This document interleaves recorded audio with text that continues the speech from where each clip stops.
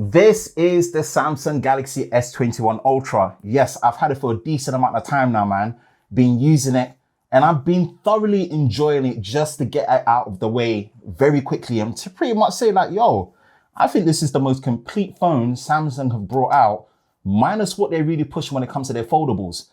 Is it gonna get any better than this? Does it actually get any better than this? Well, let's run through my experience with you, because as perfect and as ultra as this S21 Ultra is trying to be, there's some few niggles that I think I need to really get out there that you might have seen and realized as I've been using it. With that out of the way, man, this is the Samsung Galaxy S21 Ultra with my full experience review. Let's go. Hi, Ben from Lover of Tech. If you enjoy videos like this and you're new to the channel, make sure you hit that like button, subscribe, hit that notification bell so you're part of Team TLS, the Tech Lover Squad, so you don't miss any future videos on the channel. Let's start from the outside and work our way in as we always do, the build and the design. And overall, I love the design, especially this phantom black color, the matte finish on it, just the overall aesthetic with the metal frame and how it just blends into the camera module. And I said it before, man, in my first impressions, I talked about the weight of the device. And to some extent, I've gotten used to it, but it's still something to consider because it's a behemoth and it's a tank, but it's well balanced and I really like it and I've gotten used to it to some extent. One problem though, the front glass on the display, it's just not held up well at all. You'll see it and you'll catch it that it's got a lot of micro scratches on there, man. So either keep the plastic screen protector on there, which I didn't get when I got this model, or get a glass screen protector, which can be quite difficult if you consider the fact that it's got curved edges. Although not that extreme, it's just something to consider.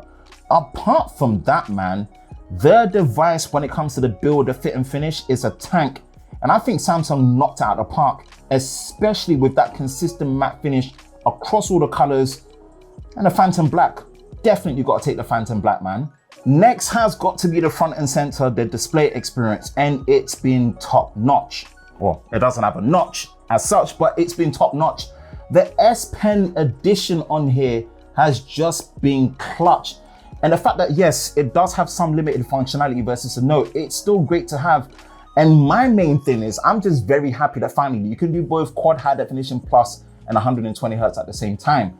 I still wish there was a 90 Hertz option, but the overall complaints that we had before where you could only do 120 Hertz and 1080p is completely gone. They've been able to do it. Yes, a completely flat display like you found with the S21 Plus would have been great, but you compare that to the Note 20 Ultra, this is a good middle ground. And I have to say, there's one weird thing I noticed with the display. When I switched it to 1080p and 120 Hertz, it felt like the phone and the display felt a bit more responsive. It's very weird that I even noticed that.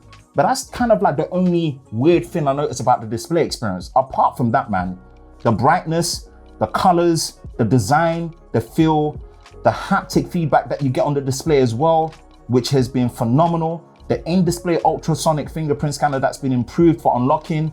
Yeah, this is the best display Samsung have produced. And unless they're doing 144 Hertz and 4K UHD at the same time for the next generation, which you got to consider things like battery, I don't think it gets any better than this, man. So good luck on the display with this one, Samsung. Next is the performance. And yes, I've got the European model. So that is Exynos 2100 with 5G support, 12 gigabytes of RAM, 128 gigabytes of storage, and no micro SD card slot. Queuing the micro SD cards and club and fans.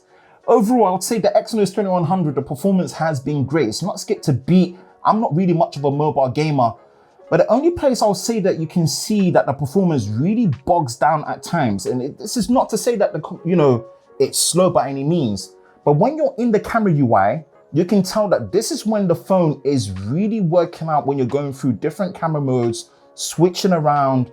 And I think that's just down to the fact that there's just a lot going on in the camera UI. Not that it's complicated to use, but there's a lot of features in the camera UI.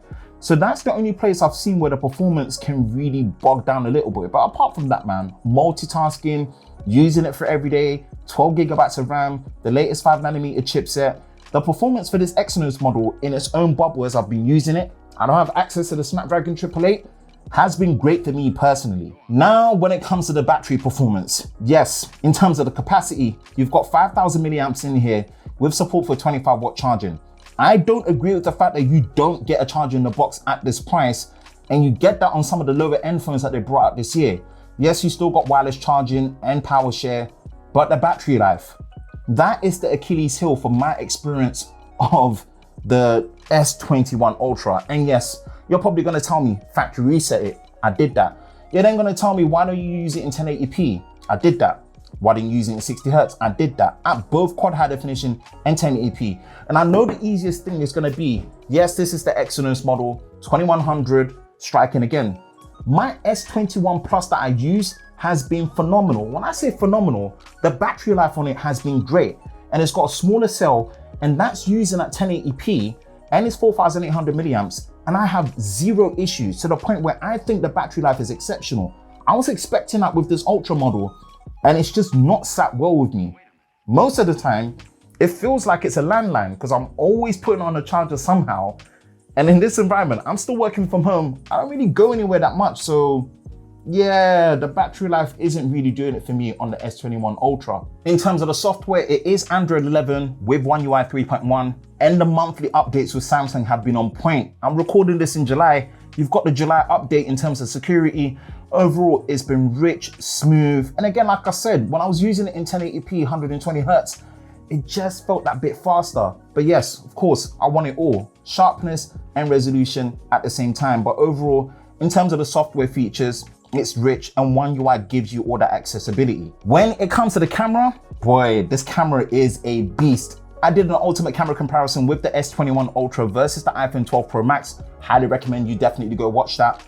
But the best way I can describe this camera system is, it's not just powerful, it's not only flexible, but it's fun, right? Now, the fun element doesn't necessarily mean all the modes like director's view, video portrait mode, single take, pro video, you name it. All these different modes, I'm not saying you'll definitely use it all the time. When you've got an ultra camera system like this, it is nice to know that you've got these options. And when you use it, it's a lot of fun. The zoom capabilities are very powerful. The flexibility in the video, the fact that you can record on the main camera and flip it to the selfie at the same time is great. I do wish that they did a software update that when you're recording in 4K 60, you can actually flip between all the main cameras at the back. Because when you're recording in one focal length at the back, you can only switch to the front. That's my only caveat, but all the other recording modes, it seems to be working really well. You've got, kind of novelty features for now that could be a bit more future compatible, such as 8K video at 24 frames a second. But overall, one thing that it does do is produce nice colors, great dynamic range and sharpness. Colors can be very subjective in terms of what you want out of it. I wish the selfie was a little bit better, even though they actually do look very good compared to the competition as well. But overall, I can't complain. The improvement there that they've done with the camera seems to be much more consistent with the laser AF and features like zoom lock on a zoom to make it a bit more stable, even though 10x and above, yeah, when you go above 20x, watch it there in terms of the quality. Now, this is it. This is my take on the S21 Ultra. Honestly, with all the things that I've said, with things like faster charging, better battery life that need to be in there, with the push for foldables, which I'm a very big fan of, right? Just putting out there, I don't really see it getting any better than this. Yes, it can get better. They can bring things back like the micro SD card slot, the headphone port, bigger battery, more efficient battery, faster charging.